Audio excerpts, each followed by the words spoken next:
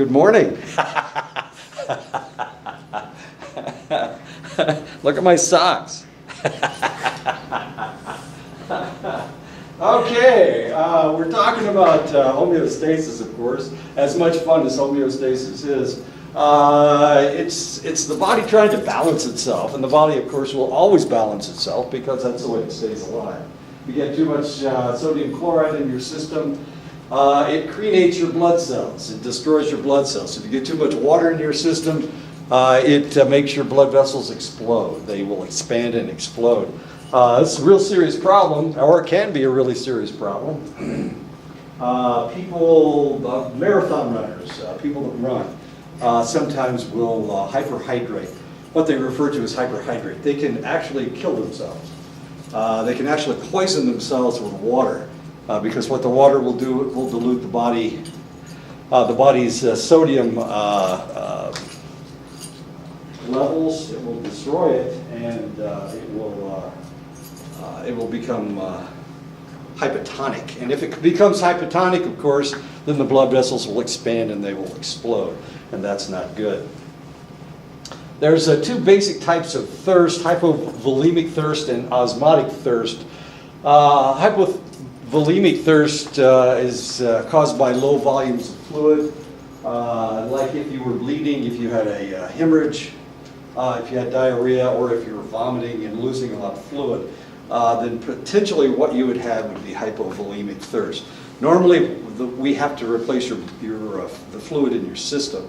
It takes too long to go through the process. Actually, the water you're drinking right now will probably get into your system in about 15 minutes. It doesn't take very long, but it does take 15 minutes, which has to run through your digestive system. It has to be drawn off out of your digestive system, and then it has to run through your kidneys before it can be processed. So hypovolemic thirst, normally if somebody comes into the emergency room with hypovolemic thirst, we will replace it with D5W. D5W is, that's not right, saline. We'll have to replace it with salt water. But we could also use D5W, which is sugar water. It tastes nasty. It is nasty. But of course, we're putting it into your veins so you don't have to actually get to taste it. The interesting thing about D5W or saline, if we give you saline or if we give you D5W, if we start an IV on you, you will taste it. Whatever it is we're putting into your veins, you'll taste it. So if we're putting something sweet, you'll have a sweet taste in your mouth. If we put the saline in your system, your mouth will taste salty, which is kind of interesting because you're putting fluid into your body. Your mouth tastes salty, but you're not thirsty. And the reason you're not thirsty, of course, is because we're already replacing the fluids, and that takes care of everything. Osmotic thirst, on the other hand, is high volumes of solute in the extracellular fluid. Osmoreceptors in the brain detect any increased osmolality in extracellular fluid, and so that's the other type. Hypovolemic thirst, when baroreceptors detect a drop in blood pressure from tension in the artery walls, the information is relayed to the autonomic nervous system. The blood vessels constrict to maintain proper pressure for consciousness. This is if you were bleeding to death. This is one of the things that would happen. You'd have hypovolemic thirst. The brain also releases vasopressin, which is antidiuretic hormone. It comes out of the pituitary gland. Vasopressin acts on the kidneys to reduce flow of water to the bladder. This is one of the tricks that we use. I don't know if they taught you guys to do this, but they taught us to do this. I'm not exactly sure why. It didn't make any sense. We were headed for Vietnam where it's like breathing is like drinking. It is so damn humid over there. Anyway, but they took us out in the desert and they told us not to urinate. They said if you don't urinate, then you'll be able to survive for an extra day or something like that. It was kind of strange. So what they wanted us to do was not to urinate. And then we would reabsorb that water if we needed it. And one of the things they did was not give us water so that we would experience the whole process. And of course it was the vasopressin that reduced the flow of fluid into the kidneys. If you've ever worked really hard on a really hot, humid day, potentially you didn't pee all day. You can do that. And you drank lots and lots of water. But of course your body was utilizing the water, needed the water, so potentially you didn't urinate all day. Hello. You missed the surprise phase. He was so sad that no one was in here. He was like,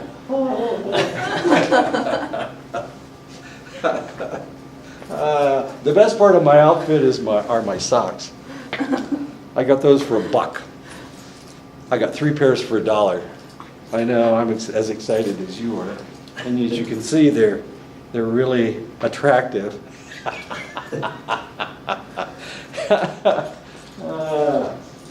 Take pictures of all your professors today, and let's compare costumes, okay?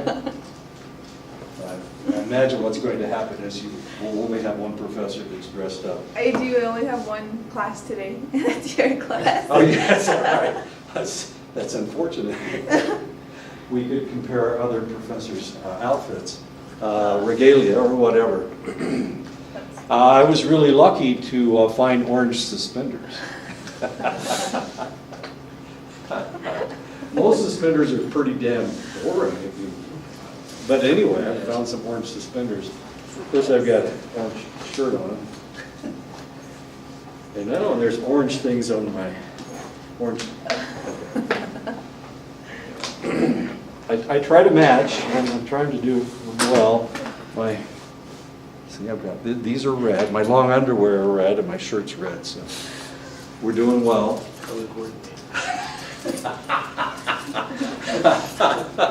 None of my bandanas are color coordinated, though. Whatever I had, I wanted something a little bit more exciting.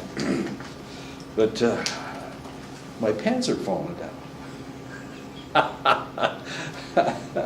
I wasn't surprised to find size 48 pants with size 48, 33, 48 waist and 33. Yeah, it's a little bit big for me. Anyway, I cut them off. They're okay.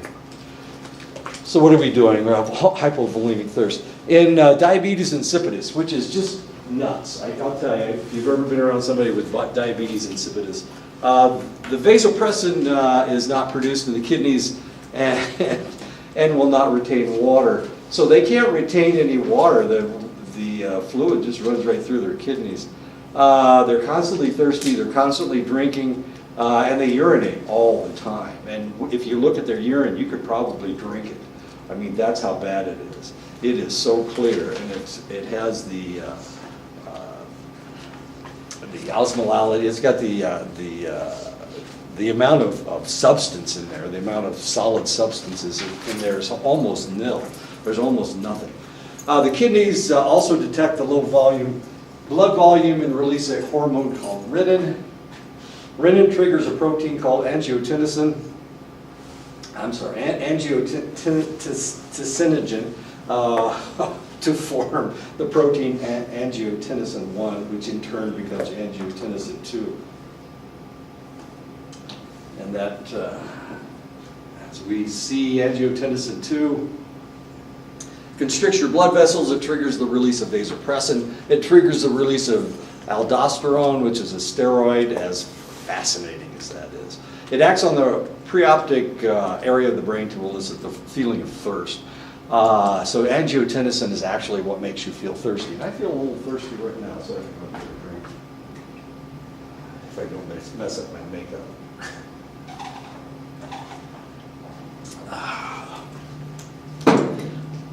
This is all accomplished in the subfornical organ, one of the circumventricular organs around the open areas of the ventricles in the brain.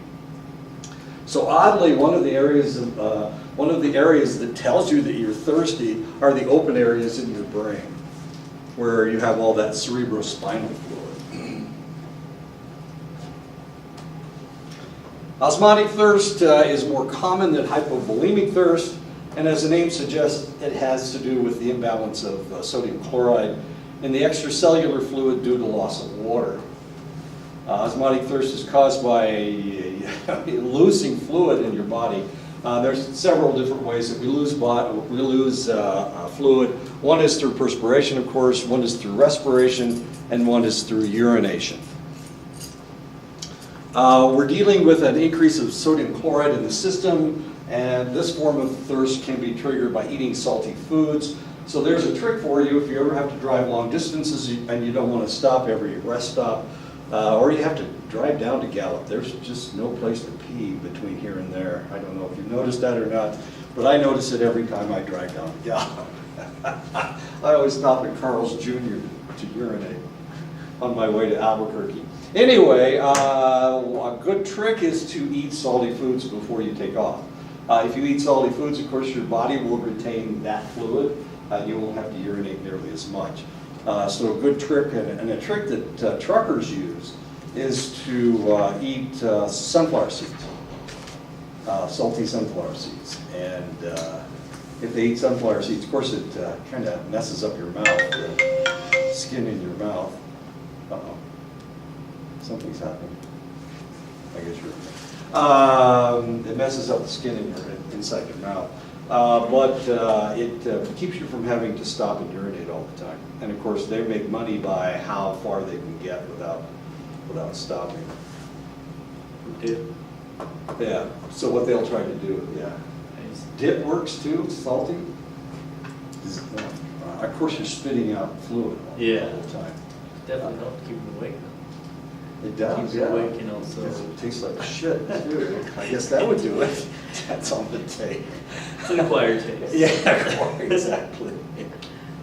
Osmotic thirst research shows that humans have osmoreceptors in various areas of the preoptic area, the ventricular areas, the anterior hypothalamus, the supraoptic nucleus, the organum vasculosum of the lamina terminalis. Those are all areas in your brain around the open areas of your brain.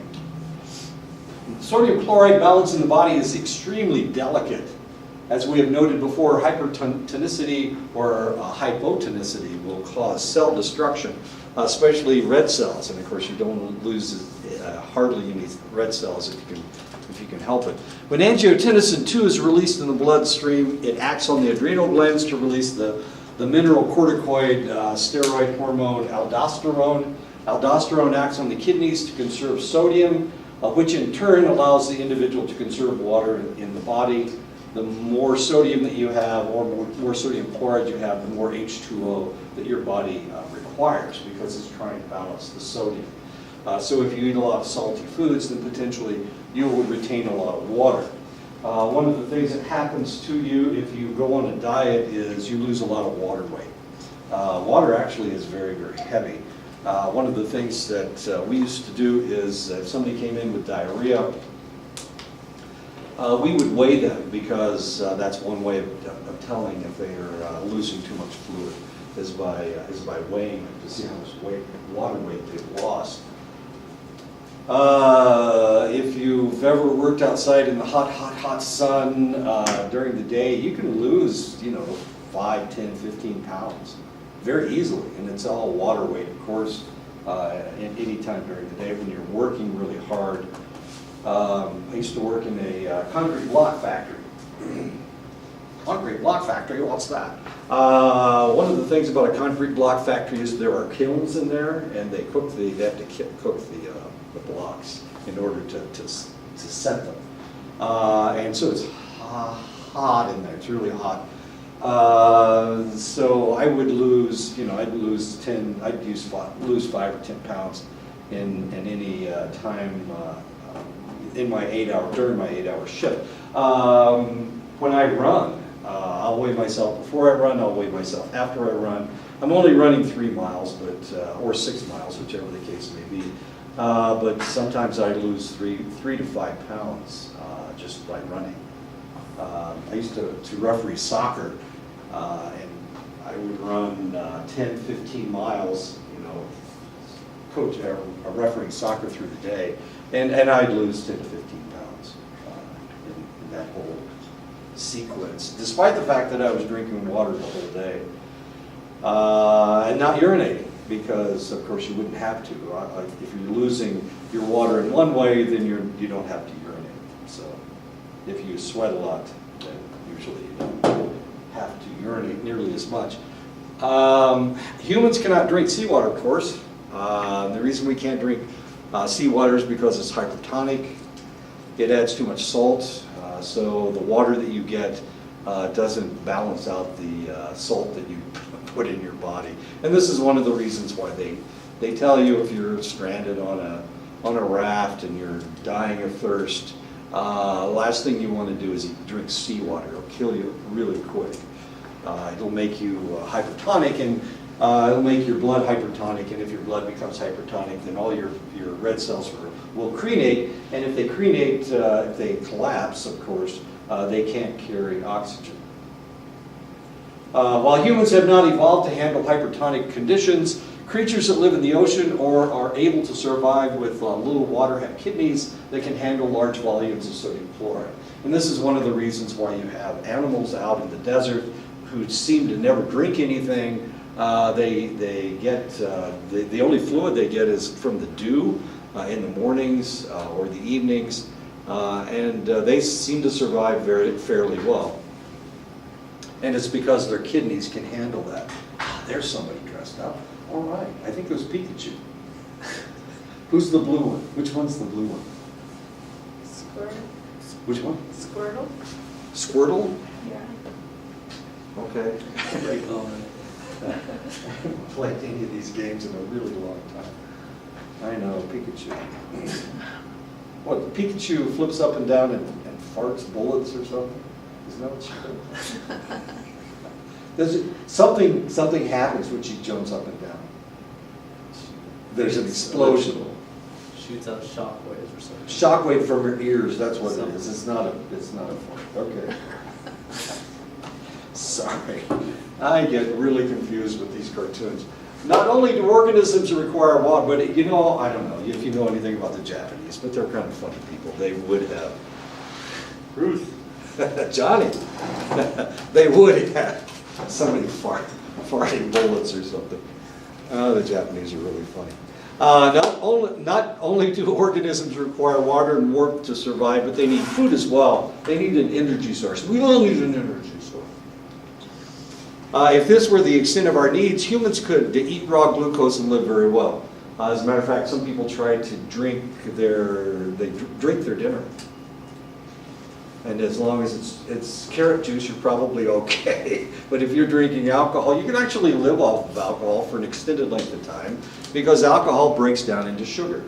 It's the first thing that happens when it goes into your stomach. It breaks down into sugar. And if you're not taking in any other nutrients, it will break down into more sugar than it would if you were taking in nutrients.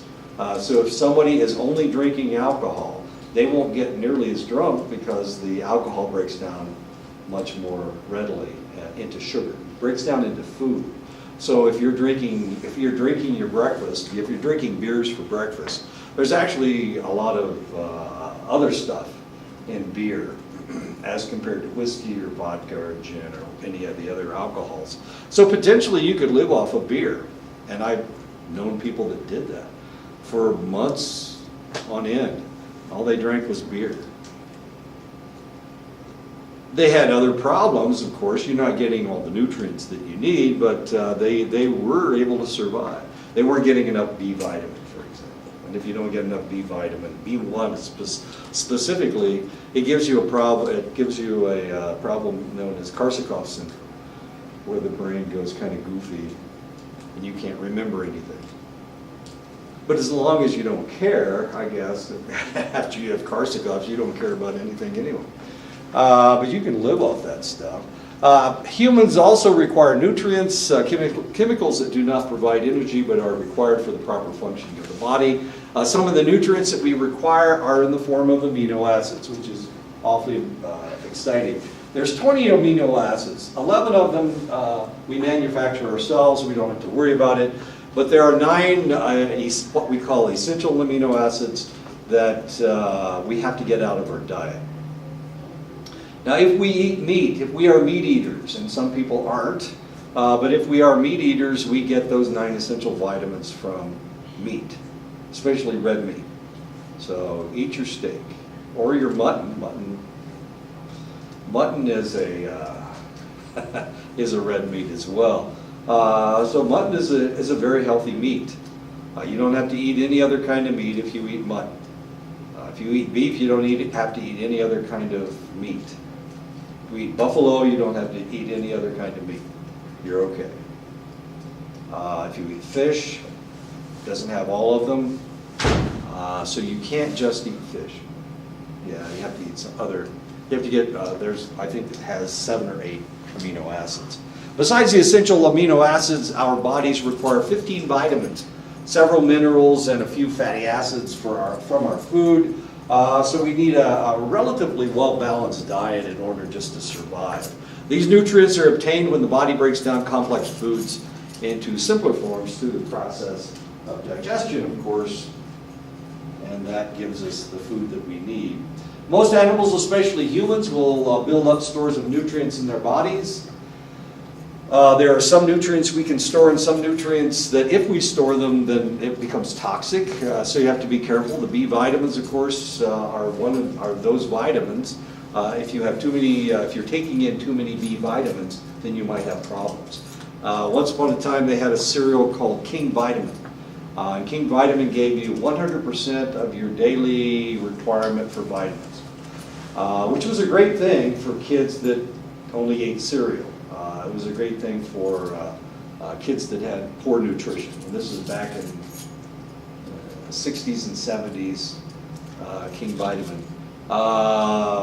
But if the kid, and what happened, my sister was living in an apartment building. And one of the kids downstairs was kind of a spoiled little snot. I almost said something else, but he was a snot. And the kid ate cereal for breakfast, lunch, and dinner. That's all he would eat was the cereal. And of course, kids will do this kind of stuff. They'll pull this kind of stuff. They don't want. I had my nieces. I had 2 nieces that lived in Chicago, and all they ate was a certain type of sausage for breakfast. They ate French fries, and they ate cheese pizza, and drank Coke. They didn't drink any milk. It would make them vomit. They didn't eat any green vegetables. All they ate was sausage, French fries. They drank Coke, and they ate cheese pizza. So if you put anything else on that pizza, by God, they couldn't eat it, and they would pitch a fit. So my sister had to carry around, anytime they traveled, she had to carry around one of those deep fat fryers so that she could fry them up some French fries. They're both adults now, and they both seem relatively healthy. I mean, they survived only eating pizza, sausage, and what else? Pizza, sausage, and French fries, and drinking Coke. Had to be Coke. Couldn't be Diet Coke. Couldn't be Pepsi. No RC Cola for them. They were Coke drinkers. The funny thing is, they don't drink Coke now. Neither one of them will drink Coke, which is kind of funny. Anyway, this kid was downstairs from my sister's apartment, and he would eat King Vitamin cereal for breakfast, lunch, and dinner. Eventually, he was hospitalized for a toxic level of B vitamins, and they had to wean him off of the King Vitamin cereal because it was poisoning him. He was getting too many vitamins. Okay, what are we doing? Okay, so we're storing our nutrients in our body. This is done because our anthropological ancestors tended to go through cycles of feast and famine.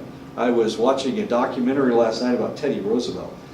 He owned a cattle ranch up in North Dakota, and he became a cowboy. He was from the East Coast. He was a very wealthy man from the East Coast. Moved to North Dakota to strengthen himself because he was a fairly wimpy fellow. And while he was out there, he became a cowboy while he was out there. But he owned a cattle ranch. 1886, they had the most god-awful winter you could possibly imagine, and it almost wiped out everybody's cattle herds up there. And of course, if people had been living outside, if they were natives living in North Dakota, which there are, the Lakota live up there, Of course, if they were trying to live in teepees, trying to survive in teepees, they potentially would have frozen to death. And there was no food to eat because, of course, the animals couldn't survive. The animals were dying in droves. The cattle certainly didn't survive. Potentially the buffalo could survive, but of course, buffalo are smarter than humans. So if they had a winter like that, they just move south. They're not stupid. They just keep traveling south, trying to get away from all the bad weather. Anyway, so humans have gone through these periods of feast and famine. Somebody told me that there aren't any pinon nuts this year. The trees didn't produce any pinon nuts. Is that true? Do you guys know anything about that? You don't pick up pinons? Not No? around here. Yeah, not around here. In different parts of the reservation, yeah. Like Western, agency. Okay. Somebody told me there's no, well, I usually have them in my front yard. I've got a pinon tree that produces, pine cones. And there are pinon nuts. I got them all over my yard. But not this year. I got nothing. So, and it was, one of my friends has told me that there are no pinons this year. And so, that's a possibility. If you're living off of something like that, potentially you're not living off something like that this year because there are none left. There are none. So, we as humans have gone through these episodes of feast and famine. Sometimes the famine will last for years. And of course, we can see that with this. We can look at the growth rings in trees, and we can tell when there's a drought. We can tell when there's not enough food in the area for the animals. Last year, I guess you guys were in a drought, so there was a problem feeding your sheep and horses. People needed to buy hay, and anyway. The individual who could not establish stores of excess nutrients, if you were a human that didn't store any of these nutrients in the form of fat, then those were the individuals that wouldn't survive. They weren't able to reproduce. Skinny people are okay, I guess. Well, there's something wrong with skinny people. And one of the problems is they don't have any body fat. If they can't accumulate body fat, then they're going to die in a period of famine. So there is a problem. There can be a problem. So humans that can accumulate body fat are individuals that can survive, and the other people will not. All the energy that we need to move, to think, and to breathe and maintain our body temperature is derived all in the same way. It is released as a chemical bonds of complex molecules when it's broken down from smaller, simpler compounds in our digestive tract. To raise body temperature, we release the bond energy as heat. The amount of energy used is expressed in kilocalories. So when we talk about calories, burning calories, of course, that's exactly what's going on. We're creating heat from the food that we are digesting in our systems. And we talked about this before, about animals and how they survive in the wintertime. When it's really cold, you feed your horses extra food, extra grain, and that will keep them alive. Otherwise, they'll freeze to death. And you certainly don't want that. But if you give them a substance that they can break down into food relatively quickly, like grain, they'll produce more and more heat. My wife, it's really kind of interesting. When she eats, she sweats. And it's because she's producing more calories. She's almost always on a diet for one reason or another. It has to do with the United States military telling her that she was too big. So she's in a bit. Even though she's not in the military anymore, she still is almost always on a diet. So she only eats once or twice a day. And when she does eat, she sweats. And the reason she sweats is because she's creating all this heat from all the food that she's digesting. While not all foodstuffs provide energy, that which cannot be used is excreted, especially as solid waste. And of course, if you eat something that you can't digest, it will just come out in your stool. It's just the way it works. Available energy is used in one of three activities, either for processing of newly ingested food. This is the energy that you are utilizing, about 33%. Between 55 and 60% of our energy is maintaining the cells in our body. It's maintaining our organs, maintaining the neurons in our brain. And that's between 55 and 60%. Okay, so if you exercise, you only burn about 12% of the food with exercise. However, okay, so every day we exercise. Every day we exercise for 30 minutes to an hour. And in which case, of course, we're burning all those calories, but we're only utilizing about 12%. However, if we diet at the same time, if we diet and exercise, we'll lose weight a lot faster because we're not taking in as many calories and we're also burning 12% of our mass. So the question is, can you just diet and not exercise and still lose weight? The answer is yes, you can, but you'll lose muscle tone. You'll burn protein. Your body will eat up the protein of your muscles. And of course, you certainly don't want that. You want to maintain your body structure, certainly. The body uses glucose as an energy source and so breaks everything eaten in this form down into this form. If it does not break down into sugar, then it is not food. You can't use it. There is no energy available. I'll sign you guys in. Glucose is stored in the liver as a substance called glycogen. When ingested glucose is low, the body will release glycogen from the liver to keep the brain functioning, of course. We need to keep the brain functioning. So you will release the glycogen. Okay. And this is a good thing because you're burning your sugar stores, and that's a good thing. You can lose weight this way. The release and breakdown of glycogen from the liver is controlled by two enzymes from the pancreas. One of them is insulin and the other is glucagon. Glucagon promotes the breakdown of glycogen to glucose in a process known as glycogenolysis. And insulin promotes the conversion of glucose to glycogen. Okay, so we need the insulin in order to produce energy. We need the glucose or the insulin in order to break down the glucose.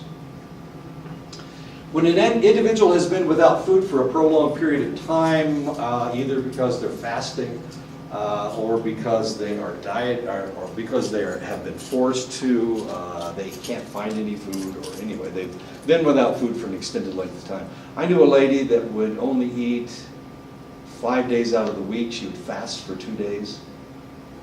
She said that she had spiritual awakenings while she was fasting, which is kind of exciting if you think about it. The other thing was, if you understand how this works, if she's fasting for 2 days, then one of the things that's happening is she's starting to burn her energy stores. She's starting to burn her fat. She's starting to burn all the glycogen out of her liver. And she's probably depleted for glucose. And because of that, of course, she's not feeding her brain properly. And of course, she's going to hallucinate. She's going to start hallucinating because of that. And I tried to explain that to her, of course, but she wouldn't listen to me. She was having such a spiritual awakening because of it. She didn't want to hear anything I had to say. That's okay. That's fine. So, about how fast does it take for the body to start breaking down the sugar? As far as like, you know, those little Gatorade those packets, whatever, those little gel, yeah, they're called sure. like energy blocks, whatever. Yeah.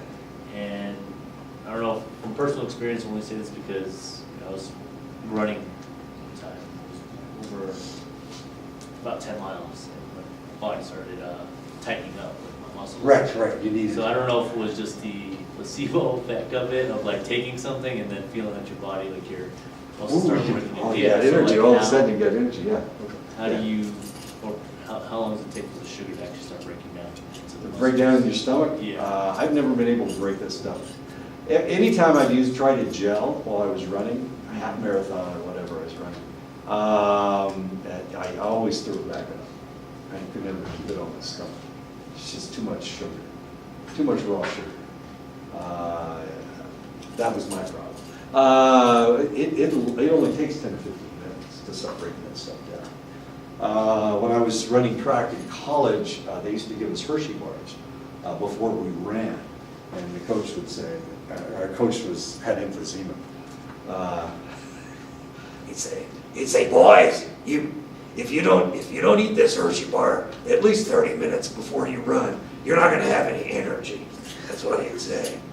So if you put it off and it's been longer than 15 minutes, I know I'm making it sound strange, but the reality was that it takes about 15 minutes to break that stuff down. And of course, we were runners and we were burning a lot of calories. We ran every day, so our bodies were fairly efficient. Didn't have any body fat. It was one of those type of situations. So about 15 minutes. It takes about 15 minutes for the sugar to start breaking down in your system. If you ate that energy bar, that gel, and it was almost immediate, placebo effect. Yeah, okay. And there's no problem with the placebo effect. It really works. It makes you feel better. And so we're okay. When an individual has been without food, okay, so what are we doing? We're we start to convert our fat, our adipose tissue into glucose in a process known as glucogen. I had this problem last night when I went through this. Gluconeogenesis. At the same time, they will produce a secondary fuel called ketones, which can be used by the body and brain as fuel. Yes, ketones can be used as fuel.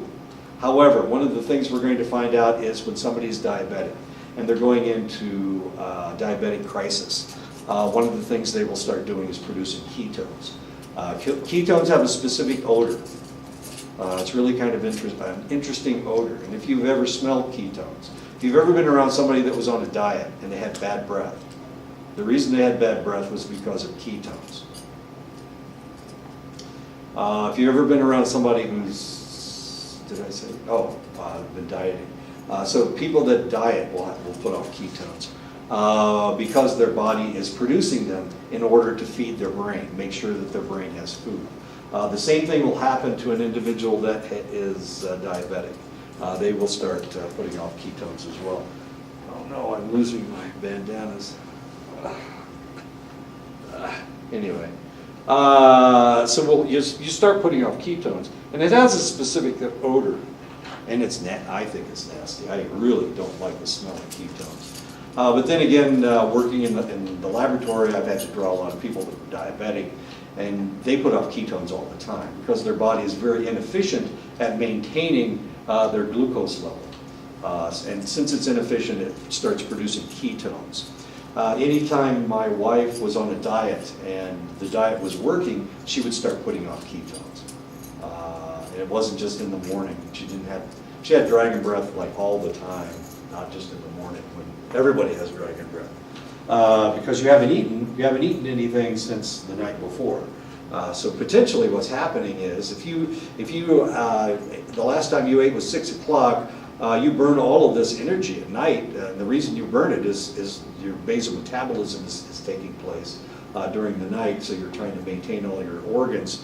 Then potentially in the morning you'll be putting off ketones. You'll be putting off ketones until you eat breakfast or you do something. You take some kind of sustenance. You put some kind of sugar into your system or some kind of fat into your system so it can break down. One of the reasons that we eat such fatty foods in the morning is we're breaking our fast. And of course we need that fat. We need that fat to break down into glucose so that we can feed our bodies. Okay. Long-term energy stores are in the form of fat cells or adipose tissue. And of course we have adipose tissue all over our bodies. One of the fattiest areas of our body is our brains. We have a lot of fat up there. It's very rich. Adipose tissue can be used for energy when the ready amount of glucose in the system has been depleted. Adipose tissue can be broken down into its simpler form, fatty acids and glucose. And of course, this is what we want to do if we're dieting, if we're trying to lose body mass. if we weigh too much. If we weigh 170 pounds and we want to weigh 150 pounds, then we need to lose fat. There are places, and of course you can pick at these places all over your body. Usually it's in your waist or in your thighs. That's usually the place where we maintain our body fat. But if you want to break these down, of course, what you have to do is you have to lose weight. You have to burn those stores. Glucose is brought into individual cells through glucose transporters in the cell membrane, and that's how we are breaking these suckers down. Glucose transporters can only function when they interact with insulin, except for brain cells. Now this is the interesting thing. You can live for an extended length of time without eating anything, and the reason is because your brain doesn't need glucose, or it does need glucose, but it doesn't need insulin in order to break to utilize glucose. All the other cells in your body do. So everything except your head needs insulin to break down glucose. If the brain actually needed insulin to break down glucose to feed itself, then you would die. People with diabetes mellitus would die. They die right away because, of course, they're not producing insulin. So they just expire right away. That's the way it works. There are 3 phases that the body must go through to be able to utilize glucose in the diet. There is a cephalic phase, the digestive phase, and the absorptive phase. The food itself acts as a stimulus. Just smelling it, just seeing it, or just tasting it will make you start the digestive process. This evokes conditioned release of insulin in the anticipation of glucose arrival in the blood. So you have this surge of insulin because you think that you're going to be taking in some food. In this phase, the release of insulin is regulated by the brain and is thus referred to as the cephalic phase, because your brain is forcing the release of the insulin. In the digestive phase, food entering the stomach and intestine causes the release of gut hormones. This stimulates the pancreas to release more insulin. During the absorptive phase, glucose enters the bloodstream and special cells in the liver, glucodetectors or glucostats, detect circulating glucose and signal the pancreas to release more insulin, because you have more insulin, or you have more glucose in your system, and the insulin needs to help break it down. Insulin allows the body to either utilize the glucose immediately or to convert it into glycogen. And if, of course, if it converts into glycogen, it can be stored in the liver. It can also be stored as fat. And this is how we maintain our body fat. The nerve that passes information from the liver to the brain and back to the pancreas is the vagus nerve. Once again, it's the vagus nerve, this major nerve that runs from our brain all the way down into our abdomen. The vagus nerve runs to the nucleus of the solitary tract in the brainstem, of course, and we can see the process of the vagus nerve. If you lose your vagus nerve, there's not a whole lot we can do. You'll stop digesting food, you'll stop utilizing food, and you will die if you lose your vagus nerve. But the vagus nerve is right in the middle of the body, and it's almost impossible to get to. And of course, it's kind of shifted differently in everybody. So the probability of actually losing your vagus nerve isn't very high. But of course, I've seen gunshot wounds that actually did sever the vagus nerve, and the individual didn't survive. They didn't survive. It didn't look like they should have died, but of course the vagus nerve was severed, so that was it. Diabetes mellitus, the lack of insulin causes a disease called diabetes mellitus. Type 1 or juvenile, we used to call it juvenile onset. We don't call it that anymore. We've seen a lot more people who develop type 1 diabetes as adults. But once upon a time, of course, you were born with this. So it was juvenile onset diabetes. It was considered to be juvenile onset. The pancreas, in this case, the pancreas stops producing insulin. So we have to give you superficial insulin. Though the brain can still utilize the glucose from the diet, the rest of the body can't, and so it utilizes fat stores instead. Fascinating. I saw this a elderly gentleman. They came in with type 1 diabetes. He'd never had it before. He was actually a colonel in the military, and that's the reason I got to see him. I got to see his daughter too. His daughter came down with diabetes right after he did. Fascinating stuff. This guy was in his, I don't know, he's probably in his 50s. Skinniest guy I ever saw, just so skinny. He says, I can't maintain weight. Well, the reason is because he had type 1 diabetes, and he was eating up all the fat on his body, just eating it up, and the guy just shrunk. Right before your eyes, you could watch this guy shrink. I had met him earlier. He'd come in for a physical, so I had known him for about a couple of years, and then all of a sudden he develops type 1 diabetes, and he like sucked all the water out of this guy. I mean, it actually was sucking the fat stores out of his body. Skinniest guy I ever saw. Ketones, oh my God. People with type 1 diabetes are putting off a lot of ketones because they can't utilize the glucose because of the insulin. So the body is producing all these ketones. So you can usually tell if somebody has type 1 diabetes because they've got lots of ketones. Their body is producing this stuff in order just to keep them alive. Since most of the dietary glucose cannot be used, it passes through the system and is excreted in the urine, so they have lots of sugar in their urine. Glucose can also not be converted to glycogen and stored in the liver, and since it can't be converted into glycogen, they don't have any fat. They aren't producing any more fat. The sugar, instead of accumulating as fat, is now being urinated out.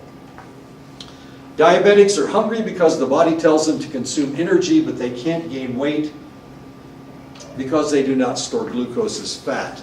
Treatment is to provide exogenous insulin. Initially, the place where we got the insulin, we got it from the pancreas of sheep. That's where insulin first came from. Now we can make our own synthetic insulin, and that's what we're using now. But initially, when we first started treating for diabetes, we used insulin from sheep. Diabetes mellitus 2, we used to call this adult onset diabetes. It's usually adult onset, but we're seeing younger and younger people developing type 2 diabetes. It is endemic in select populations, and this is one of those populations. There's not nearly as much diabetes on this reservation as there are on other reservations. And that's because you guys are taller and more slender. The populations that are shorter and squatter, like the Pueblos, a lot of the Pueblos Indians, the Tohono O'odham are kind of short and squat. They maintain, they're barrel-chested, they maintain all of their fat in their stomachs. And because of that, of course, they've got like 80% diabetes rate on the Tohono O'odham, I don't pronounce it correctly, I know I don't. Tohono O'odham, the Pima, aren't they the Pima? That was the old name, right? Kilo, yeah. Yeah, I think so. Okay, anyway, those guys, it's like 80%. Lots of diabetes. Just really kind of interesting. Adult onset diabetes is a milder form of diabetes that usually does not affect an individual until they are adults. There are two causes, but like I said, we're seeing it in younger children, especially children that eat too much sugar, and therefore they're plump. They have a lot of fat stores, and these individuals are developing type 2 diabetes at a relatively young age, and it's because the parents they don't get enough exercise and the parents aren't controlling their diet. The cells gradually lose their sensitivity to insulin. This is normally what happens. They just become insensitive. So we have to give the individuals medication. And the medication that we give them to make their cells sensitive to insulin is metformin, is one of the drugs that we're giving these individuals. The body gradually decreases its production of glucose. This type of diabetes is more common among obese people and can usually be controlled by reducing the amount of glucose in the diet. I had a sister-in-law who had type 2 diabetes, and she was able to maintain it. She's able to control it by controlling her diet. Before she was a it was funny. She, no, it's not that funny, I guess. She developed type 2 diabetes at about the same time she lost her sense of taste. She couldn't taste anymore. She became a type 2 diabetic. But she was able to maintain herself without taking any medication by controlling her diet. And what she did was not eat anything white. So she didn't drink milk, she didn't eat yogurt, she didn't eat anything with mayonnaise on it.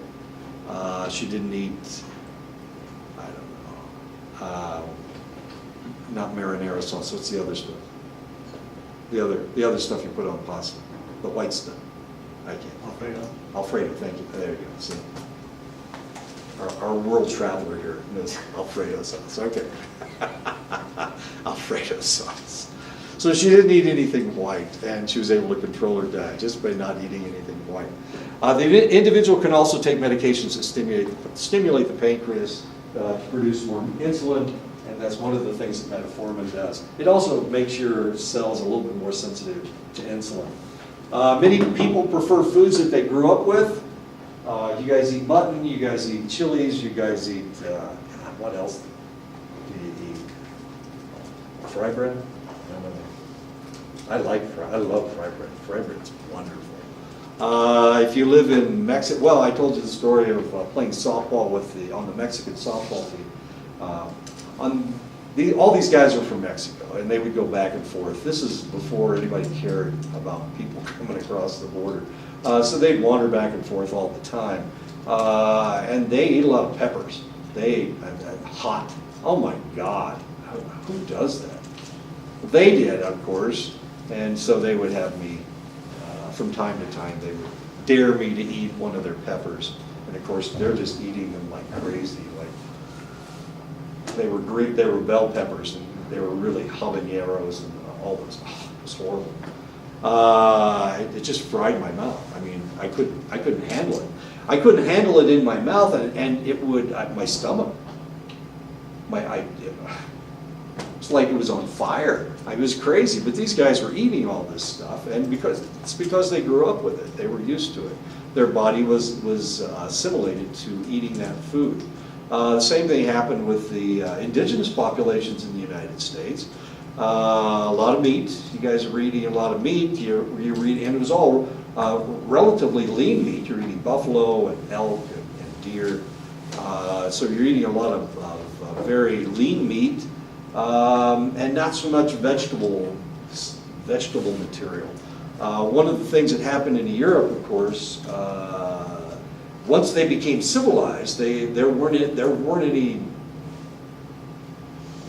wild animals to eat, so they weren't eating really lean meat. Instead, they were eating domesticated animals. They were eating pigs. They were eating cows. Of course, cows hardly move at all. It's not like they're running around and eating, the grasses or whatever. They're just wandering around. They're just walking around. The best steaks, of course, have a lot of marbling in it. What is marbling? Marbling is fat. And one of the problems, of course, once the Europeans started dictating to you what kind of food that you would eat, they were giving you their food. And of course, their food was not, you weren't used to it. You weren't used to that much fat. You weren't used to that much sugar. You weren't used to that many grains. And it caused a real disruption in your diet. And so you had a lot of problems. And you continue to have a lot of problems. And those problems are mostly based on the food that you have been forced to eat, since you can't hunt buffalo and eat elk and whatnot. The healthiest indigenous peoples are the ones that eat a lot of red meat. And I'm not talking about beef, the ones that can eat elk, or the ones that eat a lot of elk. Antelope, up north they eat a lot of antelope. What am I thinking? That strange thing that runs so fast. Anyway, a lot of really good foods. Anyway, so you were forced to change your diet. People are drawn to sweet foods and fatty foods because the taste of sweet and fat is satisfying. If you eat beef jerky, a lot of jerky, you think that it's all red stuff, it's all red meat, but the reality is there's a lot of fat in there as well. Sugar, anything that's with a lot of sugar, it tastes really good. People are also drawn to salty foods because there is a need for sodium chloride to maintain your homeostasis. And it all depends on who you are and how you grew up as to how much salt you eat. My daughter eats lots and lots of salt. You would think she'd have high blood pressure, but the reality is her blood pressure is fine. Her body just utilizes a lot of salty foods. So you don't want to eat at her house. She will get popcorn, popcorn that's already salted, and she will bury it in salt, and then she'll eat the popcorn. And she puts other stuff on it too. She puts pepper on popcorn. Who does that? My daughter does. People who are hyperhydrated might actually crave salt. If you've ever had too much water, then you actually feel like you need to eat a bag of potato chips or something. People develop taste aversions to food that poison them and make them ill, and this, of course, is known as a taste aversion. Most toxins are bitter, so if you find things bitter tasting, then you will not eat them or drink them.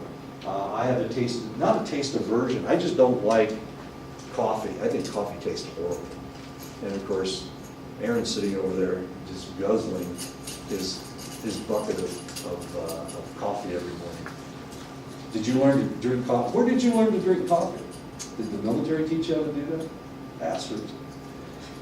Yeah, there's nothing to drink All the habits. but coffee. Smoking, drinking, coffee, I don't know. cussing, Cussing, exactly. Yeah. The cussing is part of it. dipping. Dipping. God, I can't imagine. Anyway, anything that tastes bitter, of course, is potentially a toxin. And of course, coffee has a relatively bitter flavor. Of course, Starbucks is squirting caramel and all kinds of chocolate. They're squirting all kinds of strange things into your coffee to make it taste better. I haven't figured that one out. And so is McDonald's. You go to McDonald's, you can have a latte. I don't know what latte means. Some people suffer from what they refer to as neophobia, the fear of new foods, which is kind of funny. They won't eat anything new. I tend to try things. I poisoned myself a couple times, which is kind of bad. When I was down in Guatemala, I picked up a parasite. Now I want my chicken cooked really good, because if you, that's the reason that I picked up the parasite, was because the chicken I ate wasn't completely cooked all the way through. So I don't want to see any fat. I don't want to see any. I don't want it moist. That's picked up that damn parasite. One of the hormones released in the stomach and intestines is a substance called cholecystokinin, which comes from the gallbladder. So if you have gallbladder disease, one of the things that has to happen is you have to take out your gallbladder, and you don't have any more cholecystokinin. Now the interesting thing about cholecystokinin, it breaks down proteins, it breaks down meat is what it does, and fat. It breaks down the fat and the proteins in the meat. So if you don't have a gallbladder, then most of that stuff you can't break it down nearly as efficiently as you used to, and now it just runs through your body and comes out into your stool. So as long as you have a gallbladder, you're breaking all this stuff down. Cholecystokinin also stimulates the pancreas to release insulin. Cholecystokinin may be one of the satiety signals. And they thought maybe it was. So they were thinking maybe they could inject people with cholecystokinin and it could control their desire, their hunger drive. But of course it doesn't work. It gives you nausea and cramping. It makes you throw up. Cholecystokinin in the presence of food activates the muscles of the intestines to work. Absence of food leads to feelings of nausea and cramping. And of course, so you don't want this stuff in your system for very long. Hunger triggers low insulin in the body. There are several hunger triggers. One of them is low insulin in the blood. It's an obvious trigger to eat. However, high insulin levels do not equate to satiation. So a diabetic person is always hungry, and And the reason is because his body is telling him that he despite the fact he has high, I'm talking about high insulin. High insulin levels do not okay. Satiety appears to spread over various regions in the brain, including amygdaloid nuclei, the frontal cortex, and the substantia nigra. Leptin is a protein produced by fat cells that is secreted and informs the brain that the individual has had enough food. Obese people seem to be insensitive to leptin's message, and that is why they eat to excess. They eat too much. They eat more than they need because, well, for several different reasons. One, they may be eating too fast. It takes about 15 minutes to get the message to your stomach to stop eating. Your stomach to tell your brain that you've got enough food, and for your brain to send the system of the message down into the rest of your body.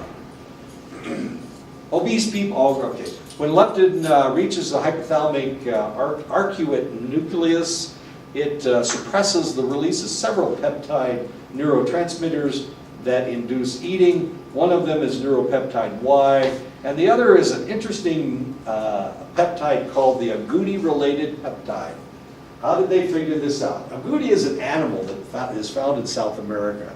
And what they discovered, of course we didn't know any of this because we couldn't break any of this stuff down. But once we started working with that strange rodent down in South America, which is huge. I mean, it's like this big. It's like that. I'll show you a picture of it in a minute. They're ugly. They look like a huge rat without a tail. Ugh, they're nasty. Anyway, once we started working with this animal, one of the things we discovered was that one of the substances in our own bodies was very similar to this substance in the agouti, in this strange reptile. What am I thinking? Not a reptile. It's not a reptile. It's a rodent. It's a rodent. It looks like a rat. Leptin also enhances the release of the peptide alpha melanocyte stimulating hormone. That's what an agouti looks like. As you can see, it's quite attractive. The natives down there will eat them. I mean, they're big. They're like they taste like squirrel. They're about this big. You know, that's a nasty looking thing, isn't it? makes me hungry just looking at it. Yeah, while I was down there, you know, the Inca used to eat not hamsters, not gerbils. What am I thinking of? They used to eat a rodent that ran around, and they would just catch them and pop their heads off and skin them and cook them. And they would run all over the place. They're like, you know, having chickens in your what were they? Guinea pigs. Guinea pigs. They were relatively big, guinea pigs. Fascinating. Don't let me run over. How am I doing? Oh, okay. Anyway, they used to eat them. So while I was down in Inca territory in Peru, I had a guinea pig. It was nasty. It tastes like squirrel. It tastes like rat. It tastes like any rodent. I had an agouti while I was down there too. It didn't taste any better. I know. Too picky eating. I won't tell you about eating snakes because you guys have a taboo about that. Anorexia nervosa, but when you're hungry. No, I wasn't that hungry. I just wanted to know what they tasted like. Anorexia nervosa and bulimia nervosa are two disorders of hunger management that leads to extreme emaciation and even death. Anorexics commonly desire and think about food, but they deny themselves sustenance. They don't eat. They won't eat. You can't make them eat. The basic problem seems to be distorted body image, where the individual sees themselves incorrectly as overweight when they are actually thin to the point of death. Anorexics tend to be slender and build anyway to begin with, and the excessive dieting merely adds to the emaciation. That's fairly attractive. I like skeletal people. All right, I don't. When people have cancer, a lot of times they can't maintain their body fat, and they'll shrink up to nothing before they die. Bulimics tend to be a little plumper than anorexics. They are able to control their weight by purging the food from their system, either through exercise, vomiting, or laxatives. Once upon a time, there was an actress by the name of Audrey Hepburn, and the way that she maintained her very, very slender figure was through laxatives. She would take a lot of laxatives, and guess what she died of? Colon cancer. Of course she died of colon cancer. She overstimulated her colon with her laxatives. Bulimics will also go a little crazy from time to time and eat massive amounts of food, thousands of calories. They'll eat cakes and potato chips. They will eat to the point where their stomach is so distended it looks like they're pregnant. That's how, well, if they're female, of course. Most bulimics are female, by the way. There are some bulimic males. Usually they are wrestlers, and they, wrestlers have to make money. So sometimes that happens. They'll eat massive amounts of food at one sitting, and they will relieve themselves of it through vomiting. This is known as binging and purging. And of course, the more they vomit, the more the stomach acids will come out in the vomit, and it will hollow out their teeth. The acid will melt their teeth from behind. So they will have what they call shadow teeth or ghost teeth because they're all gray. And the reason they're so gray is because all the inside of the tooth is gone. The back and the inside of the tooth is gone. As odd as that seems. Okay, what time is it? 10:12. Oh, what the hell? Let's stop early today. We're way ahead anyway. This is chapter 13. So next time we'll tackle chapter 14. Have a happy Halloween. I hope everybody gets a lot of candy. Isn't that the way it works? Does everybody have a costume for tonight?